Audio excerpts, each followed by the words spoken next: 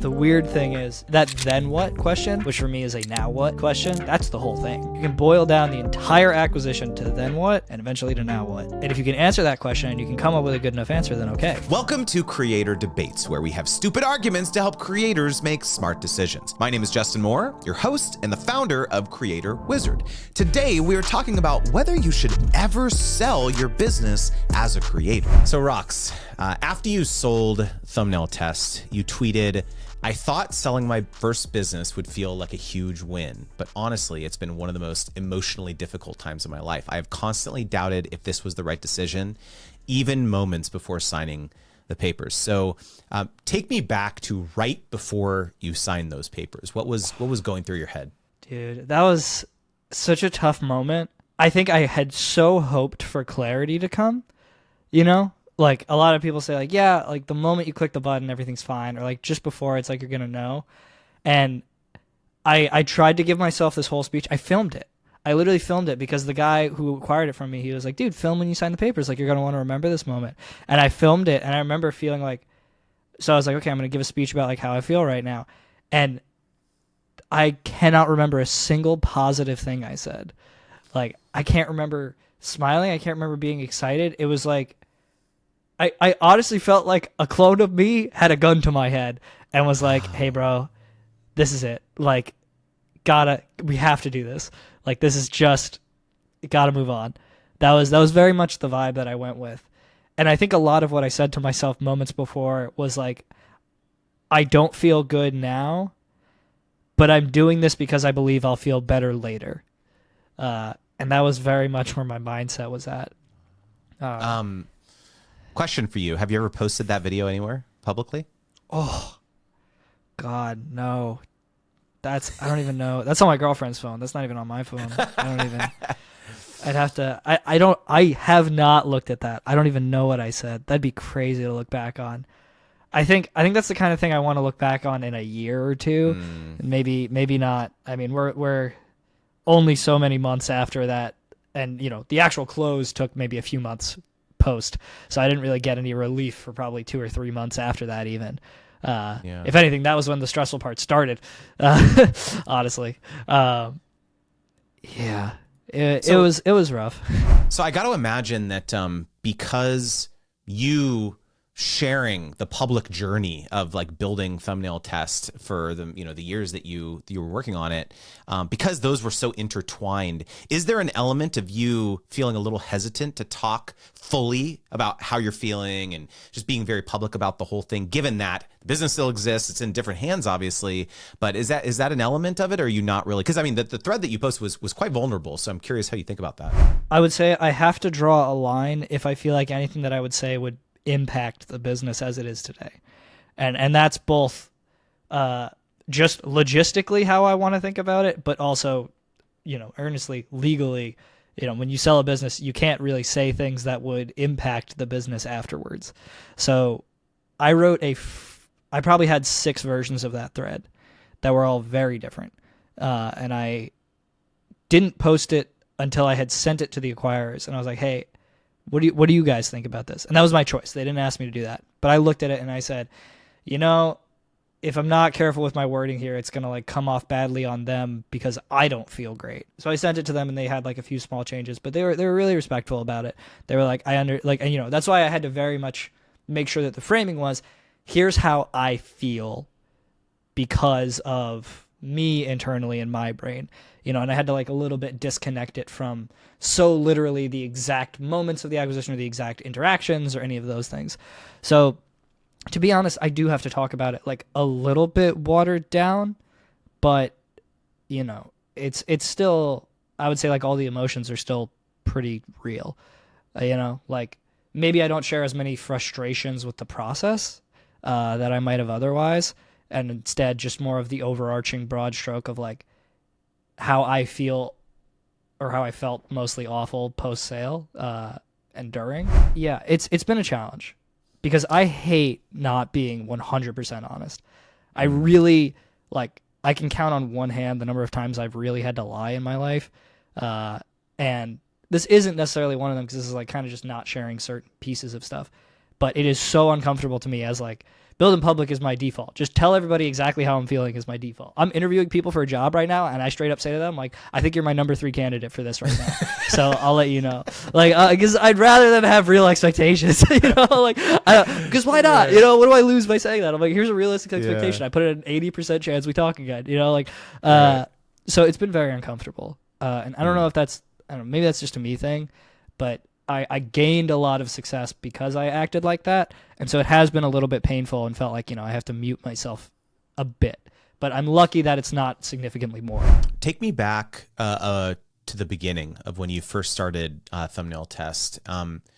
Was this a business that you were like, okay, I'm going to have an exit strategy. Like I want a liquidity event. Like this is from the get-go. I'm building this to sell it.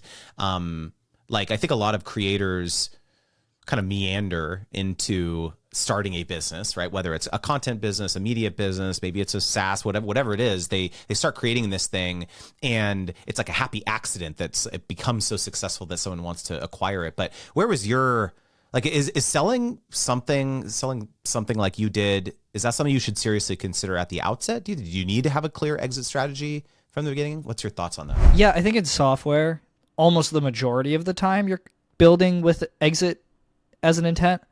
If you start to look into creator businesses, I'll use someone else's words. I think Nathan Barry kind of shared the sort of split here, from ConvertKit. I was listening to his podcast not too long ago, and he kind of framed it as like there are levels to the game of like creator businesses, and there's the kind of like 100, 200 level of making money where it's kind of like sponsorships, and then maybe you go up to like, if you're educational, you start talking about like coaching and like courses, and then you go to like physical products, and then eventually the dream state of like the 500 level course is building a business that even could be acquired. And you have to meaningfully think differently about that. Now, me coming in from software, it's always that.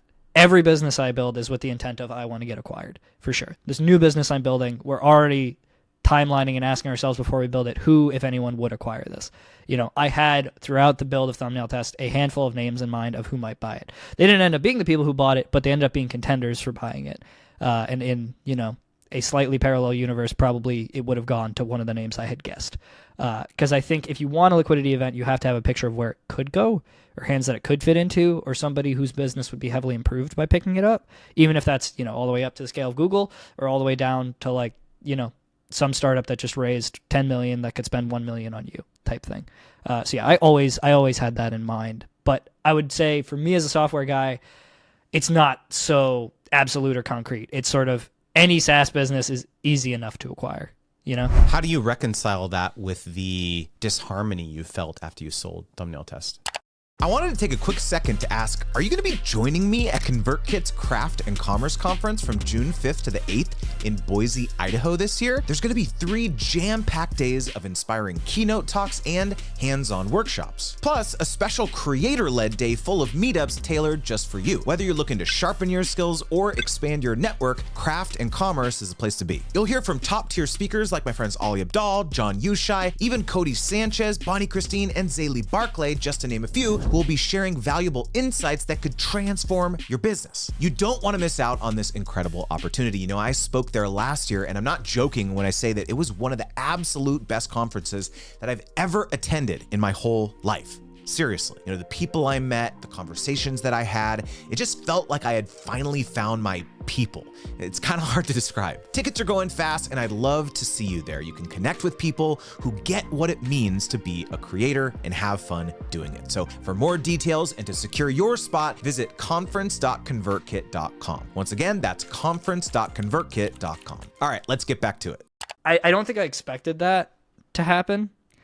And I read from the guy who sold Morning Brew. He was saying after he sold Morning Brew, he felt a lot of the same stuff I did. And he noted he thought this was maybe a particularly creator-related business feeling because it's such a public business used by so many public people that your identity gets tied to it so strongly in a way that doesn't necessarily for other businesses. I still think everybody who exits feels this. I've talked to a lot of guys who have been acquired since, and they have all shared similar sentiments, but I think you just get like a kind of multiplying factor when it's so public of if you knew me outside of 6 months ago, and even still now, most people think of me as the Thumbnail Test guy or guy who worked at Mr. Beast for a little bit, and usually it's just kind of both.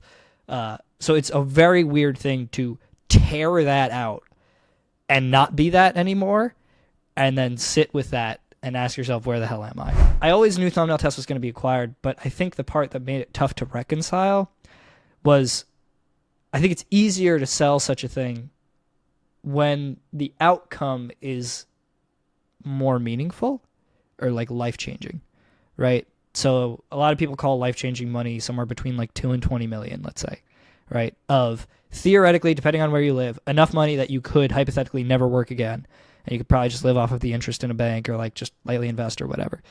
I did not sell for life-changing money, right? Far from it. I sold for enough that now I could probably take my girlfriend on dates every weekend for the next handful of years, or I could pay my rent and be free for like a few years. And that's really nice, but it doesn't change my life a ton. So it made it very tough because it was kind of like, I'm giving up this part of myself, and for what? You know? And so I often say it didn't really feel like an exit. It felt like an escape at best, where it was like, I felt more like I got out, and I treated that exit as more, well, at least I got something, as opposed to I have this huge win under my belt, which some exits are. Yeah, but that, I don't know many people who feel that way about it, but that's where I ended up landing. And I think that was in part because of it being that creator-y business, and also it not being like such a life-changing amount of money that I can say the game's different now for me. Yeah, I haven't really talked much publicly about this, but I've had 2 acquisition offers for Creator Wizard. And those were very surprising to me because, you know, I kind of consider myself almost like a personal brand to some degree, right? It's like I'm a coach and I like teach people about sponsorships, right? But, you know, I think part of it is like I've built a pretty sizable community of like business-minded creators, which is like a pretty prized audience persona for a lot of creator economy companies, right? These are people like not just screwing around on TikTok. They're actually like investing money and like growing their businesses, of course. And so one of the conversations in particular got quite advanced, like into due diligence and all this stuff. And I found myself just feeling so miserable throughout as the conversations continued to progress, because it was like I did this thought exercise where it was like very similar to you, where it was like, you know, it was going to be good money, but not life-changing money, as you said. And so I played that out where it's like, okay, I'm going to have some, you know, earn out probably, where I'm going to have to stick around for 2 to 3 years and help with the transition. And, you know, there was always going to be all these like milestones, of course, but then it's like, then what? It's like, I've wrapped my identity so tightly into me being this guy.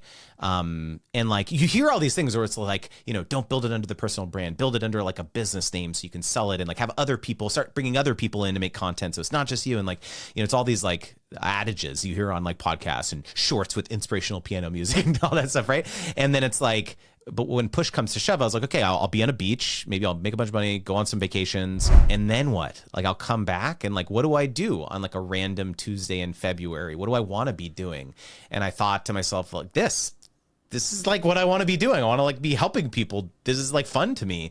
And so I pulled the plug on it, both of them. And so it was like, it was hard, dude. It was a really hard decision though, because it was like, I had lots of people being like, are you crazy? You know how hard it is to like convince someone to like give you a big pile of money? Like that almost never happens. Like you could go find and be passionate about something else. And I don't know, man. It's hard. I think about it sometimes, about that decision, like if it was the right one. I still do, you know, and the weird thing is, you know, it's that then what question, which for me is a now what question. That's the whole thing. That's it, right? You can boil down the entire acquisition to then what, and eventually to now what, because that's it. And if you can answer that question and you can come up with a good enough answer, then okay, do it, right? Move on. And if you can't, then don't. And for me, the thing that made the decision was I knew I didn't want to keep doing Thumbnail Test. Like when I really, really boiled it down, I was like, I know for a fact this is not a business that I want to keep running. Like I am not in love with it. I'm just in love with having a growing business in this space as a concept. And so, you know, my non-compete only covers like the specific tech. I can go turn around and build more YouTube tools. And, you know, now I'm doing stuff for podcasting. That's my up and coming things. But that still, even knowing that and being sure of that, it was very much a bird in the hand, two in the bush kind of thing, where I was like, oh, why would I give up something good? Like, if only to shoot for something great. But I had to take solace in that. Like, my heart did not believe that, but my brain knew that the life I wanted to live was on the other side of that decision. And I had to kind of jump into I knew the answer to then what was go bigger, like go big or go home on it. And that this would at least buy me a reasonable shot at go big, with an okay bottom line. I never felt clarity. I just had these competing feelings and thoughts. And I just knew that when I boiled it down, if I stripped the emotion, that the reality was I knew the life I wanted to live, and the real thing I was afraid of was failing at that life and giving up a good life, trying for a great one and then failing at it. So it's always tough, It's the same question for if you had the life-changing money, like then what, But that answer can be different because then everything's a choice, because there's a difference between then what if you have to work and then what if you don't have to work and you can choose to work. Because suddenly the game's a lot different. Because a lot of the time, instead of doing fucking 70-hour weeks, you're going to do 30-hour weeks, and you're going to spend time with family or something, or you're going to spend more time on being a human. But if you're then what is not life-changing money, you're probably still looking at 60s. You're probably still looking at 70s, and that's tougher. And so that's where you and I are at. And I think that's why the game, it doesn't feel like a solved problem. It doesn't feel like a straightforward answer yet because it's all a little too in the middle. And anything but life-changing is a very binary, okay, well, that part of my life is not covered. Walk me through the chasm between your expectations of how the acquisition process would go down versus the reality. Like when they first reached out or you were first having these conversations, tell me, for creators who are listening or watching who have never really experienced that process, how did it go down and like relative to how you thought it was going to happen? I think it's easier when you're software, kind of, because you can sort of just say, here's what I spend a month, here's my growth rate, here's my MRR, which is like not a thing most businesses have if you're not SaaS. So I was listed on MicroAcquire, which I think is just acquire.com now, for probably 6 months. And I had like probably an acquisition offer come in every 2 or 3 months. But then YouTube announced A/B testing, so then the acquisition offer stopped. And then eventually business like doubled in 2 months, and then I started getting more interest again. But why do you think that happened? Just curious. When I first got into thumbnail tests, my whole theory was if I build for YouTubers, eventually my customers will be the marketing. And I think it just basically took 16 months for that to pan out. And after 16 months, like one guy made a big video and that like my most successful marketing up until then had been a video by Think Media that did like 15 or 20K views. And that had brought me like 1 or 2K MRR, somewhere in that range. And I was like, great. And that was just affiliate, right? So I got pretty much half of that. My affiliate cut was like 60% at the time. So they get 60, I get 40. I actually took a minor share. And then that affiliate program just kept going for the right channels, and I think it was Marcus from Grow Your Gaming channel put out like 1 or 2 videos that hit like 50 or 60K, and then that just had functionally like a 3 or 4x multiple on the results of the Think Media one. So the whole business just sits there and doubles, and that actually made the acquisition very confusing because it simultaneously gave me more offers. But there's this weird thing with acquisitions that I didn't expect, which is at some point you lock the number, right? Like, so if you're still growing while the paperwork's being done, you don't get extra money for that. That's just free for them. But it's a double-edged sword because if you're shrinking, you also don't lose money from that. Now, in my case, Thumbnail Test has grown 10% month over month for like 18 months, basically. It's never hit a month where it didn't do that. That's been hilariously consistent. Even after I've sold the business, still consistent. It hasn't missed a 10% growth month yet. So the thing's really consistent. It's a machine, which made it easier to sell for me. Again, like consistent growth is a huge thing. Good MRR is a good thing. So even with churn, whatever, everything was happy. So I didn't have too much worry about those numbers. So I think the biggest thing that I didn't expect was how long it would take. In my case, I got technically acquired by 2 separate companies that then created an entity to acquire me because they were both like going in on their first deal together. And that whole process just took them like a month. And I had to wait for that to happen because of just the way the paperwork went. And then there's this magical thing called ordinary course that I learned about, which my lawyer was like, hey, I don't know if you should sign this. And I was like, it's fine. This will be quick. And it turned out not to be. But it basically means you keep running the business until we close, which means while you're not making money from it, and we're still going through the process and everything's getting handed over and we're creating this LLC, you are fully responsible for the business acting as normal, but simultaneously, like, don't make any decisions that we wouldn't make or that would be weird, because like if we disagree with them, then you're outside of ordinary course. So if you want to try anything new, you kind of can't. So it's this really, really, really weird purgatory state. And I was in that purgatory state for like 2 or 3 months, and I couldn't extract money out of the business. So I went into debt for like 2 months. All the lawyer fees was debt, like, because, you know, my whole income is the business, like with most creators. And so I was just reinvesting every month. Like I was spending as much as I made, always. So I had no savings. So I pretty much was like, I pulled from my bar mitzvah account from when I was 13, straight up, every dime, everything I had got liquidated. I spent all of it, and then big check hits, but it took like 3 months, you know. And then, you know, I got to pay my lawyer $10,000. I got to pay, you know, basically there was just a lot of money that I had to spend all at once that I didn't have, and then I had to replenish all of the savings that I had taken away from. So the bar mitzvah account's back up, thank God. But yeah, I really didn't see that coming. So it was dark. It was a dark few months. Like I felt awful. I was working on a business that I got nothing out of at the moment. I got to experience zero of the positives and just all of the negatives. So I got to spend all the time running the business without ever making a dime from it or getting to even be happy about the growth. Because if anything, the growth was just more money not going to me at the time, which in aggregate was good because I have some extra earn out stuff if the business grows far enough, right? But it didn't feel that way. Emotionally, it was tough to even want the business to succeed at that point, you know, because you're like, I just want to be done with this, and you don't get to, you know, it was like you're kind of handcuffed to it. So I really didn't suspect that. I really never in hearing about acquisitions had I heard about any kind of scenario like that. I think obviously like mine was a little messy because, again, it's 2 people combining into one. So like obviously it was a bit overcomplicated than your average. And, you know, some people were like, oh, it took me, like one of the guys was like, oh, my acquisition took me like 10 days. You know, and I was like, cool, when we do the transition, I'm just going to like give you guys all the emails and passwords and we're going to move on. And that took a month because like one provider that I had didn't have a change email button and I had to email their support. But then technically my email was an alias. So I had to like, and we had 2 new emails on it, and both the emails had to agree to change the email. And that took like 3 or 4 weeks. And technically I don't get paid until everything's been handed over. So this one random company with this one random email feature means I don't get paid a 6-figure sum for an extra month while I'm actively going into debt. So just everything that could be awful about it was awful about it. And then, you know, honestly, the 2 companies converting into one made it kind of tough to communicate because there's like a few people as opposed to one person that I'm talking to. So there was a lot of back and forth, a lot of like last minute changes. Yeah, I could go on and on, but there's... and all of these added details probably were like amplifying your feelings. Like, is this the right thing? Like, am I making the right decision? Because it's like all these bad omens. Like, why is it supposed to be this complicated? Like, I imagine that was like doing chaos for your brain. Yeah, I felt like I was simulating depression for 3 months. Like, there was just no dopamine. There was not a single thing to smile about, you know? Like, the acquisition didn't feel good, and it didn't even feel guaranteed. It was like if something goes wrong during this 3-month process, the whole thing can just get canceled. They can send all the emails back, send all the passwords back, and wipe their hands of it, and they haven't moved a dime. And I just, like, had a nightmare for no reason, you know?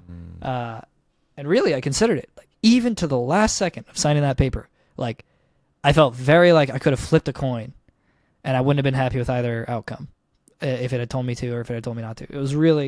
It was just so impossibly tough.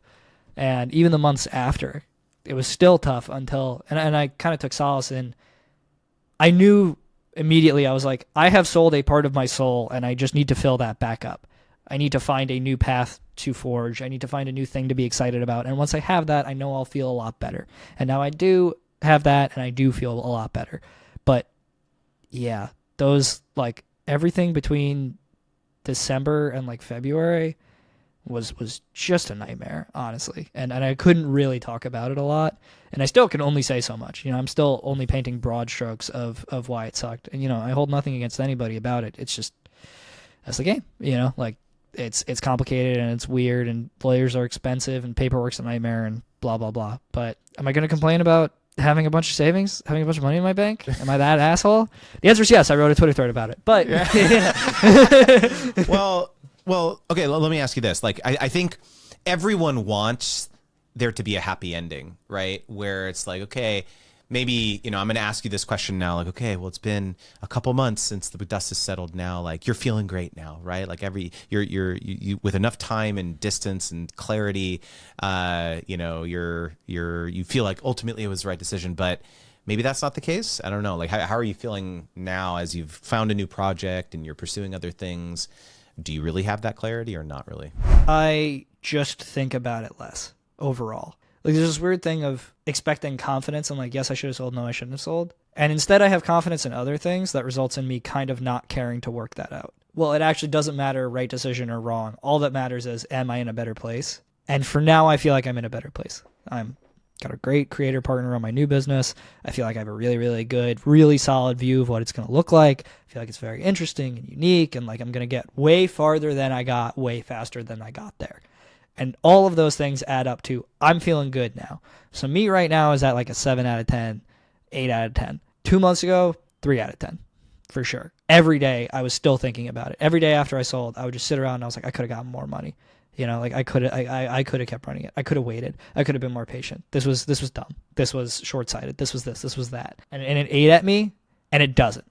So the demon of caring about it has been removed. Like, I can Google stuff about thumbnail tests and not get genuinely, to the literal definition of the word, triggered now.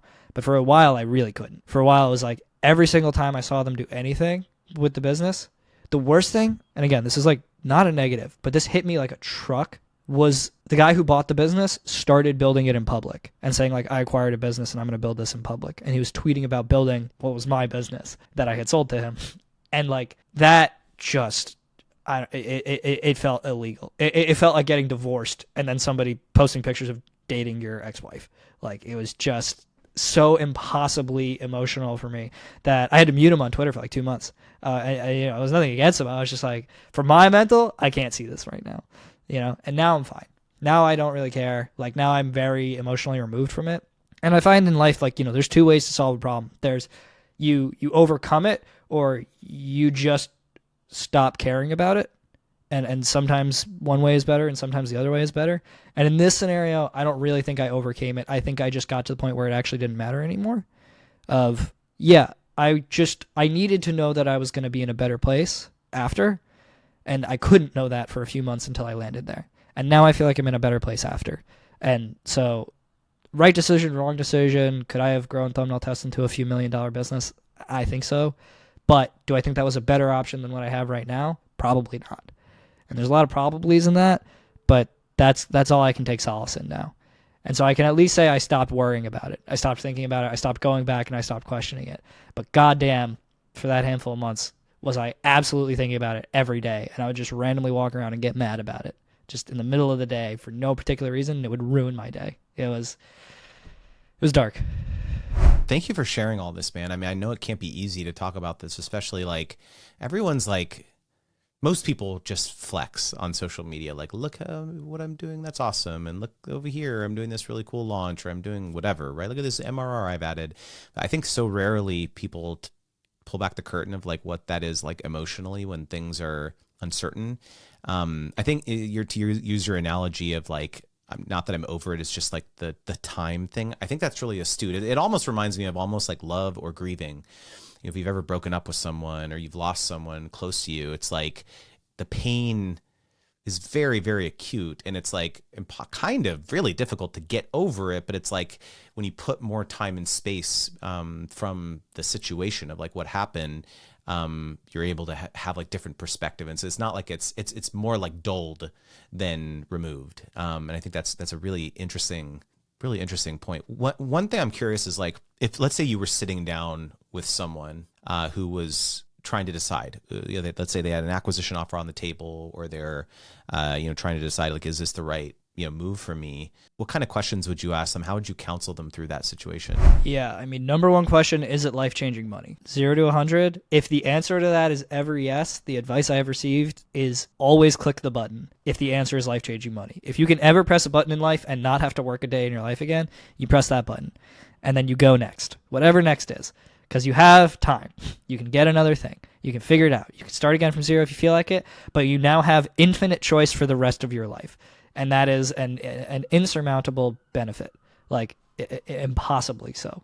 If not, then you get into the grayer areas. do you want to do this exact thing forever or even for several more years? Or is this a thing that you want to see through to life-changing money? Do you think you can get there reasonably? You know, like if I had played Thumbnail Test out, it kept growing 10% month over month. It was reasonable to say, yeah, I think I can hold on to this for 6 or 12 months and it'll grow a lot. But it was also reasonable to say, well, YouTube's building A/B testing, so there's always kind of staring down the barrel of a gun that I never know when it's going to fire. So, you know, you have to kind of take that risk assessment of, is the value of where you're at now worth more or less than it's going to be worth? Like, do you feel like anything can happen in the next 6, 12 months, 2 years, 3 years, whatever time frame you think you'd work on it? Could anything happen that's going to kill you? If yes, consider your risk profile on that. Like, how much happier would you be to have the escape money versus the exit money if the alternative was, you know, if you have a 20% chance at exit money, but a 100% chance at escape money, do you take the escape money? I took the escape money. I think even not the question you ask yourself, but realizing time being the ultimate win of, if you do believe I've done it once, I can do it again, to be true, like if you can confidently say that sentence, which I don't even know if I can confidently say it, but I'm like a 6.5 out of 10 confident in that sentence, then try and just boil the whole thing down. Like if you took the "this is my soul" part of it out and you acknowledged, well, 3 to 6 months from now, something else could be my soul. Like, reasonably, do you think you could get excited about anything else in this world? Or are you like, this is my purpose? Like, I am nothing without this. I'll never be anything without this. Then the emotional part of it might be worth more than the money. And maybe this is just what you want to do for life. And then maybe start to consider, like, maybe you don't need an acquisition. Maybe you just need to work less. And then you can start to talk about actually just hire some people and take less money out and life's good. But I think really that number one is just like, how long do you want to do this? And is there anything else? And if the answer to how long I want to do this is not much longer, really heavy, consider the acquisition. If the answer to do I want to do anything else is yes, or could I ever imagine myself doing anything else, even if that's daunting, then plus point in the favor of the acquisition. I'll say this much. I personally, unless it's life-changing money, would never consider being acqui-hired, because that, I think, would be soul-crushing for me. I don't think I can work for somebody else now. I don't think that's worth it unless you're buying yourself forever. If somebody said, hey, $20 million, I get you for 3 years, yeah, okay. Yeah, fine. You know, I'm going to be set. I'll never have to do another thing in life. I turn, 29, 30, and I'm good? Yeah, sure. Done. If it's, hey, $200K and I buy you for 3 years, yeah, no. So I got out, right? For Thumbnail Test, my deal, I'm 100% gone. There's no acqui-hire. I spent 30 days of being a slight advisor. They talked to me like 3 times, and that was it. So I've been out for a bit. I think in terms of like business level making the decision, those are really the ones. And like also, is it growing, right? Like if you're looking at the numbers, be super objective. In 6 months, do you think you could get way more money? Okay, then ask yourself if you feel like you'll make more than that in the next 6 months. If you're like, in 6 months, I could up this acquisition price $200K, and in the next 6 months, I could extract $50K alternatively, up the acquisition price, wait, but make sure that you have an acquirer. I know it's not a beautiful framework, but that's probably where I'd do the business level decisions and how I'd kind of approach the emotional level decisions. Super interesting, man. Thank you, honestly. And if you want to, if people want to follow like what you're working on next, or check you out on social media, where should they go? At Rox Codes. Rox.codes is the site. ROX.codes, like programming. That's me on everything. I pretty much only use Twitter, to be honest. I uploaded a YouTube video 2 weeks ago for the first time in like a year, so maybe a comeback. We'll see. There we go. Well, thanks again, man. This was such a fascinating conversation, and wishing you best of luck in your next chapter. All right, so now it is time for Creator Debates After Dark, where Rox is going to stick around for a little bit longer and share his stories and spicy hot takes on the creator economy. These After Dark episodes are available exclusively to students of my Brand Deal Wizard program and community, so if you'd like to support what we do here and level up your sponsorship strategy, check out the link below. And finally, if you enjoyed this podcast, there is one simple thing that you can do that is totally free and truly helps me out. Will you tell a friend about Creator Debates? Whether it's sending them a text message with a link to this episode or posting about it somewhere on the internet, the only way that we can reach more creators is with your help spreading the word. So thank you. All right, that's a wrap. Until next time.